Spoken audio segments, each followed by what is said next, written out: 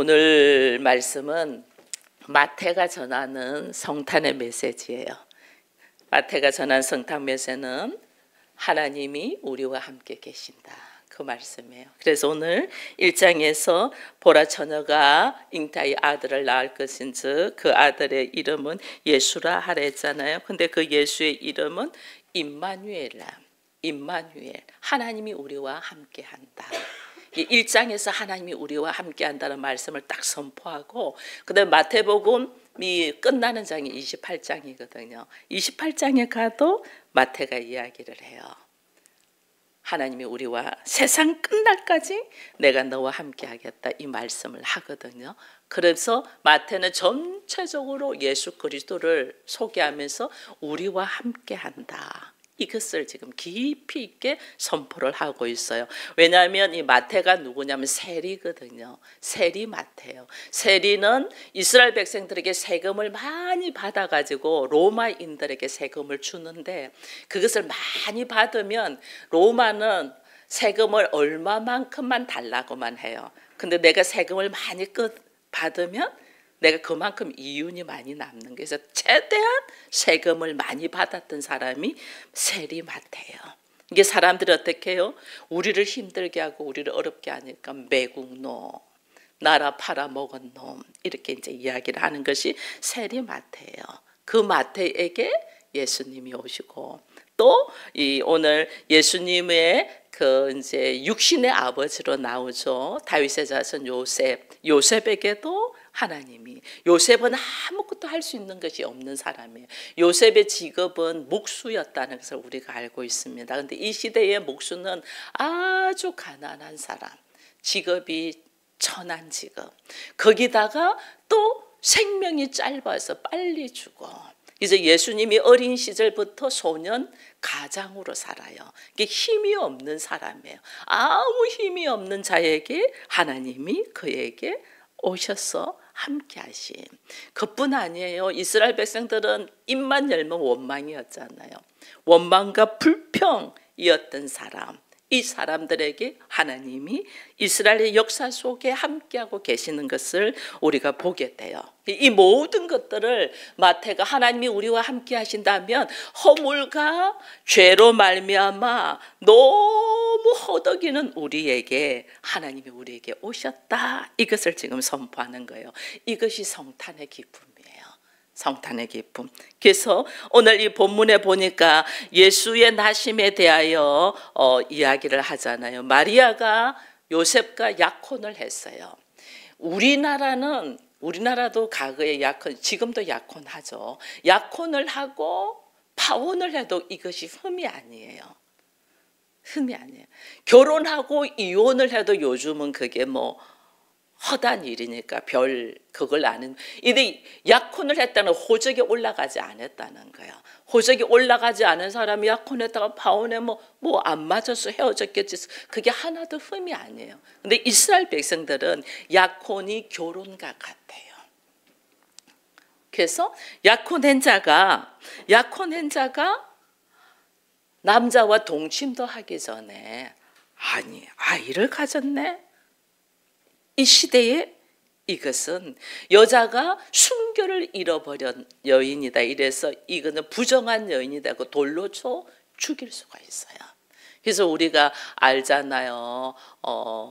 이 간음하다 잡혀온 여인에게 사람들이 와서 돌로 던지려고 했던 장면이 성경에 있잖아요. 예수님이 죄 없는 사람이 던져라, 이렇게 다 놓고 간 적이 있잖아요. 이게 마리아가 이 처녀가 임신을 했다는 것은 돌로 맞을 죽을 일을 한다는 거예요. 이 일을. 근데 이 사실을 요셉이 알았네. 어떻게 했겠어요? 얼마나 힘들었겠어요? 근데 그 여인이 성령으로 아이를 가졌다네. 이해가 되겠어요? 애를 가졌으면 상식적으로 남자와 동침할 때 일어나는 일인데, 남녀와 동침도 안 했는데 성령으로 애를 가졌다네. 요셉이 도대체 이해가 안 되고 용납이 안 되는 거예요. 모르겠어요. 나와 약혼한 여인이 아니고 다른 집 다른 사람 여자라면 그럴 수도 있겠지 하고 생각할 수 있겠지만은 실질적으로 내 아내고 내 여자가 이런 일이 생기니까 이거 머리 돌죠. 도무지 이해가 안 되죠. 근데 요셉은 그 여인의 허물을 덜쳐내서 돌로 맞아 죽는 상황으로 이끌지 않냐고 그냥 가만히 끊고자 했다. 성경은 이래 돼 있어요. 다만 그냥 죄를 덮어만 주면 이 사람이 죄를 묵인할 것 같은즉 가만히 끊고자 하면 그냥 내가 받아주면 죄를 묵인할 것 같아서 가만히 끊고 이제는 헤어지려고 하는 거죠. 그러면 자기가 죄에 대한 회개는 하지 않겠나 하는 생각에서 가만히 끊고자 해요. 이게 이제 최대한으로 요셉은 자기가 배려하는 거죠. 그죠? 그런데 오늘 이 요셉에게 누가 오냐면 성령이 오셔요. 성령이 오셔서 20절에 보니까 그가 주의 사자가 현몽하여 다윗의 자손 요셉아 네 아내 약혼만 했어요. 근데 벌써 네 아내라고 하잖아요. 그러니까 이스라엘 백성들은 약혼만 해도 결혼한 것 같이 아내로 되는 거예요. 근데 이 아내 데려오기를 무서워하지 말라. 그가 잉태한 자는 성령으로 했다. 이 말을 주의 사자가 와서 딱 이야기해요. 요셉이 생각하다가 이 여자를 어떻게 하나? 내 이 여자만큼은 믿었는데 이 여자를 어떻게 하나? 얼마나 많은 생각을 했겠어요. 생각하다가 깜빡 잠이 들었는데 주의 사자가 현몽하여 요셉에게 왔단 말이에요. 요셉에게 와서 마리아는 성령으로 잉태했다. 마리아가 잉태할 수 있도록 먼저 마리아에게 성령이 오셨죠. 마리아에게 성령이 오셔서 네가 아들을 낳을 것이다. 마리아가 막 놀래잖아. 나는 남자를 가까이 한 적이 없는데 어떻게 아이를 가질 수 있냐부터 시작해서 그럴 수 있냐고 막 했잖아요. 마리아가. 그러다가 나중에는 하나님께서 하시는 일이라는 것을 딱 이야기해 주니까 딱 자기를 내려놓고 죽으면 죽으리라 하고 그것을 받아들이잖아요. 하나님의 뜻이 나에게 이루어지길 바란다고 받아들였거든요. 마리아가 순종, 죽으면 죽으리라고 순종의 삶을 딱 가니까 하나님은 요셉의 문제를 하나님이 해결해 주잖아요. 요셉에게 와서 네가 가정을 파괴하려고 하는데 가정을 지켜라. 아내 데리고 와서 가정을 지켜. 이걸 이야기해요. 예수님이 성령으로 잉태하셨다. 이거 실제로는 불가능한 일이잖아요. 우리의 상식으로는, 우리의 과학적으로는, 우리들의 어떤 지혜로도 불가능한 일이에요. 그러나 성경은 이 불가능한 일을 기록되어 있는 것이 엄청 많습니다. 왜? 우리는 못해. 하나님은 하실 수 있죠. 왜냐하면 하나님은 말씀 한마디로 천지를 창조하신 분이잖아요. 그죠? 그러니까 모든 하나님은 여러분 우리 수준으로 하나님을 믿으면 안 돼요. 나는 못합니다. 이걸 인정해야 돼요. 하나님은 나는 못합니다. 하나님은 하실 수 있습니다. 그것을 내가 눈으로 보게 해 주십시오. 이렇게 기도해야 돼요. 이게 우리가 알잖아요. 사라도 90의 아이를 낳았잖아요. 사라가 웃었어요. 주의 사자가 와가지고 네가 내년에 아이를 낳을 것이다 웃었어요. 내가 지금 나이가 몇 살인데 뭐 말이 되는 소리 나냐. 내가 여자의 생산의 기능이 끊어진 자인데 지금 웃었다고 뒤에서 비웃음을 웃었단 말이에요. 근데 90에 아이를 낳잖아요. 그래서 그 아이의 이름이 이삭이에요. 웃음이 웃었다. 그 뜻이 네가 웃었지. 나의 믿음 없음을 자기 아들을 보면서 계속 생각하는 거예요. 야, 믿어지지 않는 사실이 우리에게 일어났어. 이걸 아들을 보면서 계속 보는 거예요. 세례 요한조차도 마찬가지나는 세례 어머니 엘리사벳이 아이를 낳을 수 없는 노인이에요. 근데 아이를 가졌잖아요. 그래서 세례 요한의 어머니 엘리사벳이 아이를 가지고 있는 것을 마리아에게 천사가 이야기를 하죠. 주의 사자가 이야기하죠. 네 친척 엘리사벳은 아이를 가지지 못한 사람인데 지금 아이를 가져 6개월이 되었어. 그래서 네가 믿어지지 않으면 네 친척 엘리사벳을 찾아가봐. 그래서 마리아가 쫓아가죠. 엘리사벳을 찾는데 엘리사벳이 딱 마리아를 받아들이잖아요. 그래서 나도 이렇게 아이를 가졌노라.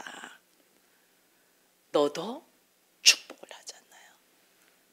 그래서 이게 일어날 수 없는 일들이 우리에게 일어나는 것이 하나님의 능력이 우리와 함께 하기 때문에 일어나는 거예요. 그래서 이것을 여러분들이 경험되어지기를 축원드립니다. 하나님이 우리와 함께 계시다는 이 믿음이 나한테 있으면 우리는 나는 하지 못해요. 나는 못하는데 하나님은 하실 것입니다는 믿음으로 걸어가는 거예요. 그래서 사실은 이 처녀가 잉태하여 아이를 낳을 것이다. 그냥 이사야서 7장에 이미 예언했어요. 이사야서가 이미 예언, 보라 처녀가 잉태하여 아이를 낳을 그 이름은 임마누엘이라. 이렇게 이미 이사야서 7장에 가면 이사야가 예언을 했다니까요. 마리아는 이 예언의 말씀이 마리아에게 이루어지는 거예요. 여러분, 하늘에서 이루어진 것이 예수님이 뭐라 하겠어요? 이 땅에서 이루어지기를 원한다 그랬죠. 하나님의 뜻이 이 땅에도 이루어지기를 원한다. 하나님의 일하심이 이 땅에 이루어지는데, 하나님의 일하심이 이 땅에 이루어지는데 누구에게? 순종하는 사람들에게 일어나는 거예요. 마리아의 순종과 요셉의 순종 속에서 일어나는 거예요. 처녀가 잉태하여 아를 낳을 것이다 했는데 이 처녀가 마리아이고 그 아이가 임마누엘이라는 예수 그리스도. 이 임마누엘은 하나님이 우리와 함께 계신다. 여러분, 우리 모두에게 하나님의 말씀이 이루어짐을 믿으십니까? 하나님의 말씀은 반드시 이루어지거든요. 하나님 말씀. 그걸 하시기 위해 우리 눈으로 보여. 그래서 말씀이 육신이 되어 우리 가운데 오신 분이 예수 그리스도잖아요. 근데 그 예수 그리스도께서 말씀이 육신에서 우리 가운데 오셔서 어떻게 하면 십자가를 감당하시고 또 죽으시고 부활하시고 승천하시면서 예수님이 우리에게 약속하신 것이 성령을 약속했잖아요. 성령이 내가 세상 끝날까지 너희와 함께 할 거야. 어떻게? 영으로, 성령으로. 그래서 오늘 우리에게는 성령으로 예수님이 함께 하신단 말이에요. 그 예수를 내가 아멘으로 화답하면 하나님이 우리와 함께 하시는 역사가 우리에게 일어나는 거예요. 여러분, 이렇게 하나님이 우리와 함께 하시는 역사가 우리가 경험되어지기를 바랍니다. 하나님이 우리와 함께 하시는 이 은혜가 어떤 모습으로 일어나냐면요, 하나님이 우리와 함께 하시면요, 우리 안에 두려웠던 마음이 사라져요. 두려웠던 마음이. 참 놀라워요.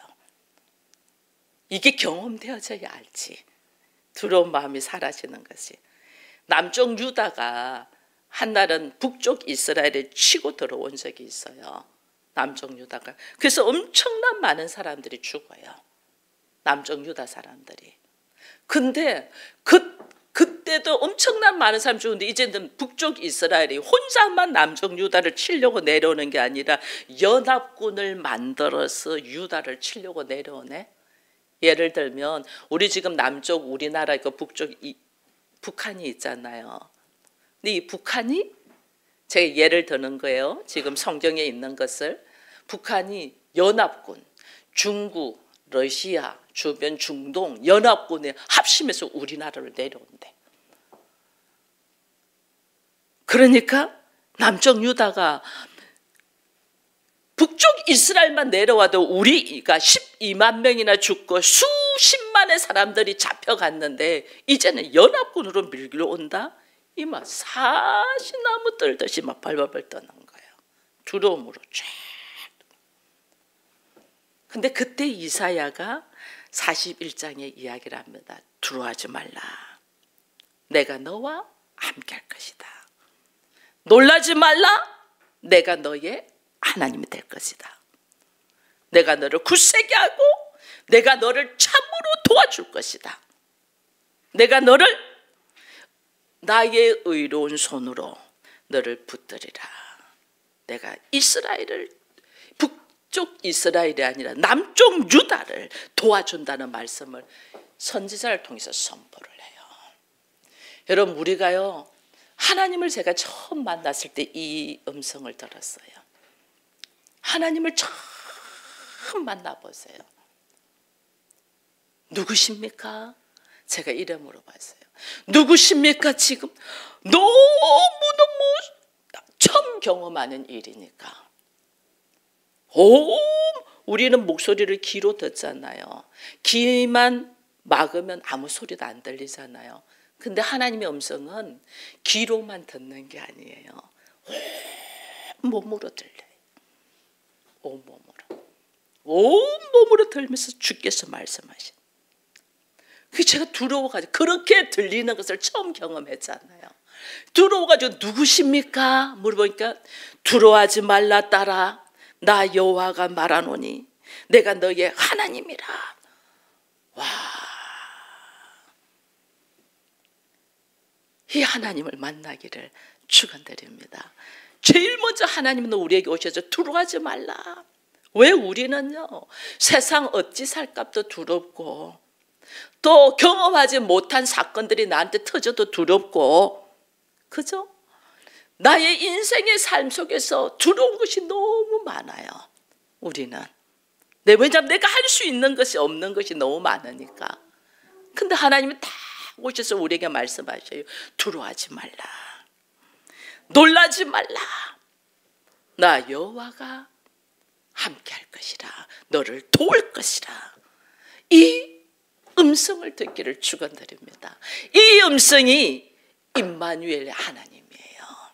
하나님은 세상 끝날까지 너와 함께한다. 하나님이 우리와 함께한다. 이것을 마태 세리가 들은 거죠. 마태 세리가. 마태가 얼마나 사람들에게 핍박을 받았겠어요. 근데 이걸 들은 거예요. 그러니까 두려움이 어떻게 사라지는가를 아는 거죠. 여러분, 그러니까 하나님의 임마누엘의 역사, 하나님이 우리와 함께 하시는 은혜가 딱 들어오면 이 두려움이 없어지니까 어떻게 되면 두 번째는 사람이 변해요. 이 마태가 자기가 경험한 거거든. 자기가 경험했어. 하나님이 우리와 함께 계시는 것을 경험하니까 마태복음 1장에서 임마누엘 하나님을 이야기하면서 하나님이 우리와 함께 계셔. 마태복음 28장 20절에도 뭐라면 모든 것을 가르쳐 지키게 하라. 내가 세상 끝날까지 너희와 함께 하겠다고 마태복음 28장에서도 선포를 하거든요. 왜? 마태가 직접 경험해서. 세리 마태, 레위, 원래는 레이라는 이름인데 마태라고 부릅니다. 왜냐하면 자기가 돈을 많이 벌기 위해서 사람들의 돈을 세금으로 착취해가지고 로마에는 예를 들면 한 50%만 주고 50%는 자기만 가지는 거죠. 이거는 반민족적이고 이기적이고 돈만 사랑하는 사람이잖아요. 모든 백성이 허덕이고 죽어가는데 나 배만 불리기 위해서 세금을 막 착취하는 거죠. 세금을. 그리고 자기는 그 착취한 것이 50%만 로마에 주고 자기는 배를 두드리고 있는 거죠. 이기적이고 돈만 아는 사람. 모든 사람이 너는 죄인이야. 죽일 놈이야. 공인된 죄인. 아무도 그와 함께하고 싶지 않아. 근데 하나님이 예수님이 마태를 딱 찾아와요. 그러니까 마태가 어떻게 해요? 여러분 마태복음을 읽어보면 너무 감사해서 예수님을 자기 집으로 모셔서 자기와 같이 이렇게 사람들한테 손가락질하는 사람들을 다 모아서 잔치를 베푸면서 자기 인생의 삶을 그 세간직, 계속 돈을 끌어모을 수 있는 세간직을 쫙 버려버리고 예수님을 따르는 제자로 가거든요. 그래서 마태를 성마태가 되어서 지금 마태복음을 기록한 거예요. 마태복음. 이게 신약의 제일 첫 번째 있는 거예요. 마태복음. 사람을 변화시켜. 하나님이 우리와 함께 계신. 예수님이 마태에게 왔잖아요. 하나님이 우리와 함께 계시면 나를 변화시킨다니까. 나를. 그러니까 마태가 뭘 말을 해요? 하나님이 우리와 함께 계셔. 주님이 나에게 오셔서 그래서 나의 인생의 삶이 이렇게 달라져서 변화. 여러분 우리가요 심리학적으로 인간은 절대 안 변해요. 사람이 변하면 죽을 때가 됐다 이런 말들 하잖아요. 안 변해요. 우리는 우리 의지로는 변하지 않아요. 절대 변할 수 없어요. 근데 하나님이 나에게 오시면 내 내면의 모습을 보면서 내가 내려놓음의 삶을 사는 새로운 인생, 성령이 나를 변화시킨단 말이에요. 성령이. 그래서 하나님이 나에게 오시면, 주께서 나와 함께 하시면 나의 삶의 모습이 변화가 일어난다. 그뿐인가 아니에요. 고난의 문제, 위기의 문제가, 위기가 기회가 되고 고난이 형통함으로 바뀌어요. 보는 관점이 달라지니까. 여러분, 여기 지금 임마누엘의 메시지를 누가 들었냐면 예수님의 이제 다윗의 자손인 예수님의 육신적인 아버지인 요셉이 딱 듣잖아요. 요셉이 들었습니다.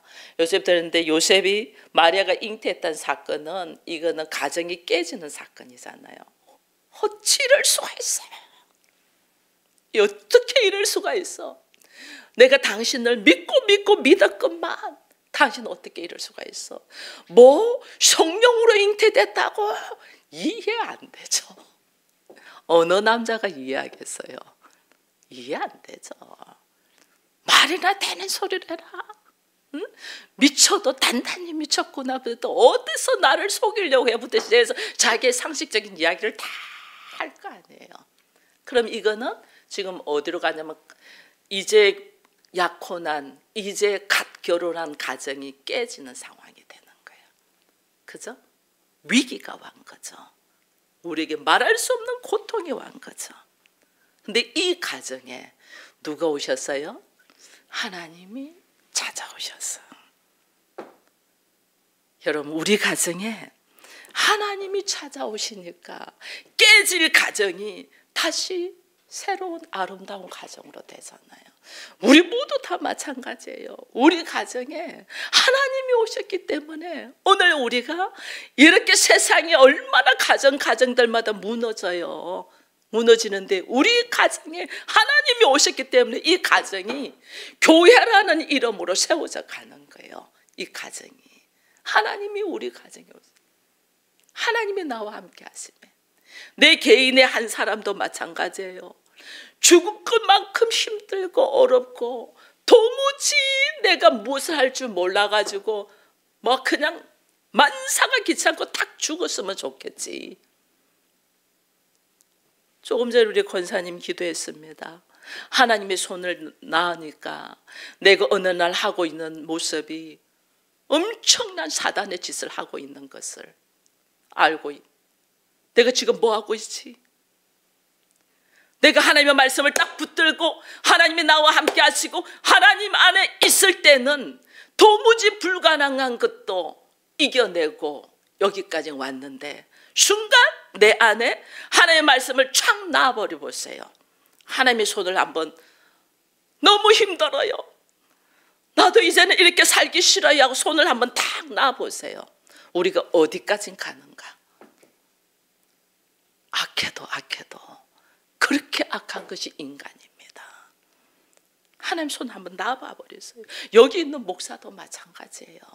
하나님의 말씀을 탁 놔버리고 하나님 손을 쫙 놔버리면 너무너무 추접고 더러운 것이 우리예요. 우리의 주의 말씀을 붙들고 예수 그리스도와 함께 나를 그리스도의 보혈로 쫙 씻었음에 오늘 이 목사의 모습으로 설 수 있고, 오늘 여러분들이 성도로서 교회로서의 모습을 갖출 수 있는 거예요. 성령께서 오시고 하나님이 함께 하시면 요셉이 어떻게 도대체 불가능한 일을 어떻게 수용하며 가정을 지키잖아요. 여러분, 창세기에도 이 예수님의 아버지 요셉과 같이 똑같은 요셉이라는 이름이 있는 사람이 있습니다. 그죠? 누구예요? 야곱의 11번째 아들 요셉. 요셉은요, 어릴 때 엄마가 죽어요. 동생 베냐민을 낳다가 엄마가 죽어요. 그런데 그 아버지에게는 3명의 여자가 있잖아요. 그죠? 3명의 이복 어머니가 있어요. 그리고 3명의 어머니를 통해서 자녀들은 몇 명이나 나와요? 10명이나 나와. 요셉은 11번째야. 자기 동생은 나오자마자 엄마가 죽은 게 12번째. 야곱의 12아들이에요. 거기서 엄마 없는 제일 막내들 둘이가 어떻게 살았겠어요? 어떻게? 그래서 야곱이 엄마 없는 것을 불쌍히 여겨서 그 아이들을 좀 품었어. 그랬더니 형들이 어떻게 해요? 시기질투해서 요셉을 죽이려고 하잖아요. 요셉을 죽이려고 하는데 10명의 형이 요셉을 죽이려고 덤벼들어. 요셉을 죽이려고 덤벼드는데 그 중에서 한 명이 야 그래도 우리 형제인데 우리 손으로 죽이는 건 좀 그렇다. 그냥 돈 받고 팔아버리자 이렇게 돼요. 그래서 돈 받고 팔아버려서 애굽의 종으로 가요. 그 삶이 얼마나 원통하고 억울하겠어요. 얼마나 힘들겠어요. 어린 요셉이 종으로 팔려갔는데. 근데 종으로 팔려간 그곳에서 그 주인이 고백합니다. 여호와 하나님이 너와 함께 있음을 내가 본다. 그래서 네가 하는 일들마다 잘 돼. 형통해. 고난이 형통으로, 위기가 기회로. 여러분 이것이 하나님이 나와 함께 계실 때 보는 관점이에요. 지금은 죽을 만치 힘들고 지금은 너무 고통스러운데 하나님의 손을 놔버리면 나는 죽으려고 들어가. 그러나 내가 말씀을 붙들고 하나님이 나한테 찾아오심을 알고 걸어가면 죽을 만치 힘든 상황도 어떻게 해요? 다시 형통한 길로 열린단 말이에요. 이것이 하나님이 우리와 함께 하시는 역사 속에 일어나는 거예요. 여러분 예배 주일날 예배 드리는 거 우습게 보지 마세요. 주일날 예배 드리는 게요. 한번 예배를 안 드려보세요. 내가 어디까지 가는가.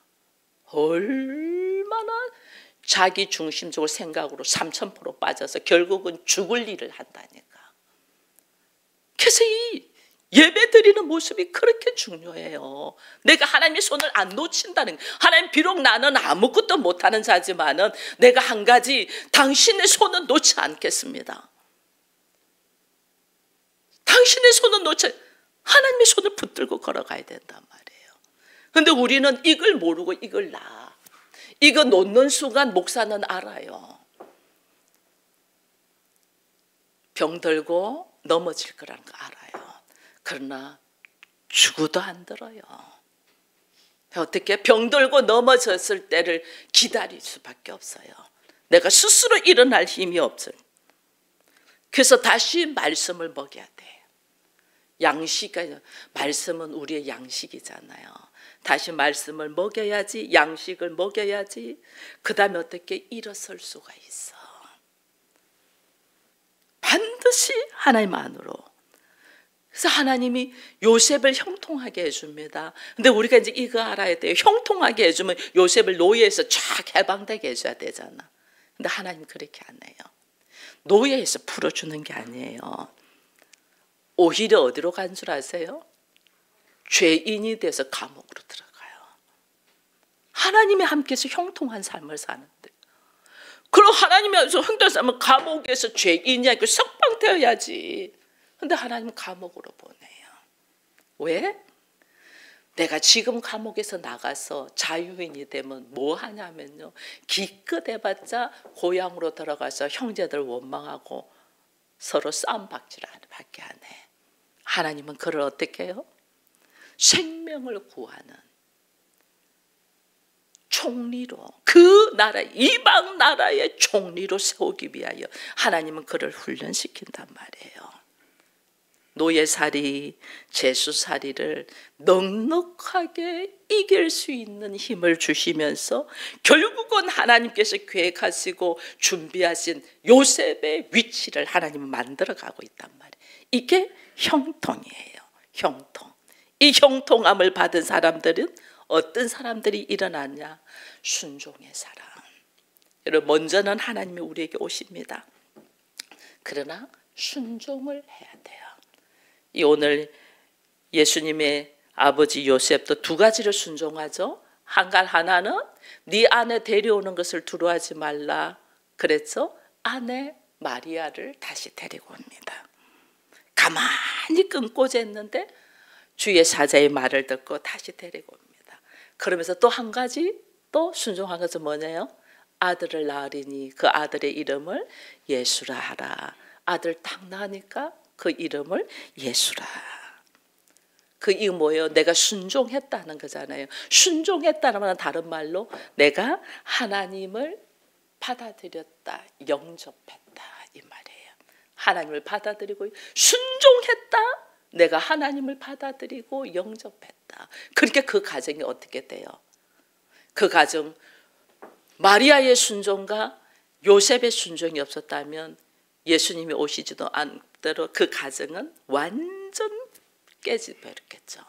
그러나 그 순종으로 그 가정은 하나님의 아들인 예수가 오는 교회로서의 모습을 세워져 갔다는 거예요. 여러분 나중에요. 마리아와 요셉이 예수님을 낳고 난 다음에 요셉이 가까이 했다고 돼 있어요. 그래서 하나님이 그에게 자녀를 넉넉하게 줘요.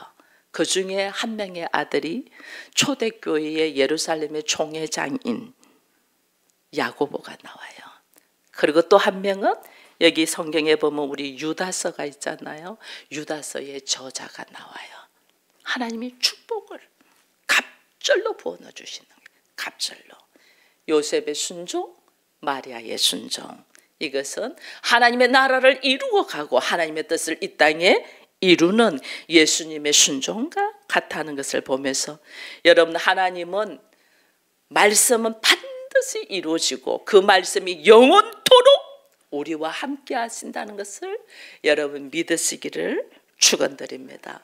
오늘날은 성령으로 우리와 함께 하면서 우리 한 사람 한 사람을 교회로 세워갈 뿐 아니라 우리 가정에 오셔서 우리 가정이 교회가 되게 하고 우리를 변화시켜서 하나님의 나라를 누리는 사람으로 세우신다는 것을 알고 임마누엘 하나님을 여러분들이 찬양하기를 축원드립니다.